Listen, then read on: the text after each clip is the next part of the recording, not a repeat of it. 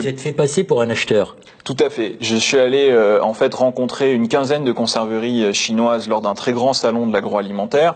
J'ai dit que j'avais des intérêts au Gabon, ce qui n'est pas le cas, je rassure les sociaux qui nous regardent, et que ma famille était dans l'import-export. J'étais une grande famille d'industriels en Afrique, et j'ai négocié en fait des importations de concentré de tomates. Et là, les Chinois m'ont tout de suite proposé de couper le produit pour que ça soit moins cher et de mettre à ma guise, c'était moi qui décidais, 20% de fibres de soja, 30%, 40%, voire 50%.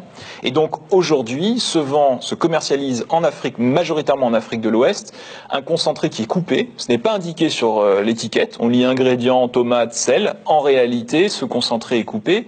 Et parfois, ça j'ai pu le constater au Ghana, c'est du concentré qui est périmé, qui a perdu sa couleur rouge, qu'on coupe avec des additifs, qu'on recolore en rouge et qu'on écoule sur les marchés. Donc c'est un produit qui est dangereux, c'est un produit qui détruit les filières locales, c'est un énorme scandale sanitaire. Malheureusement, parfois, la corruption des Chinois étant, pour certains cas, dans ce business-là sans limite, eh bien ça se fait avec la complicité de certains dirigeants africains. Je sais qu'il y a énormément de fraude aussi au niveau des codes douaniers.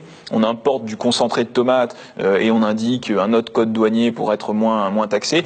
En fait, on s'aperçoit qu'on ne peut pas avoir une prise sur l'économie si on ne contrôle pas les flux de marchandises. Et je crois que ça, c'est une idée vraiment importante. J'ai voulu, sans finalement faire de propagande et d'idéologie, montrer concrètement les flux de manière factuelle et que chacun puisse voir qu'en fait, les nœuds douaniers, les frontières douanières sont des éléments importants si à un moment on veut intervenir sur l'économie.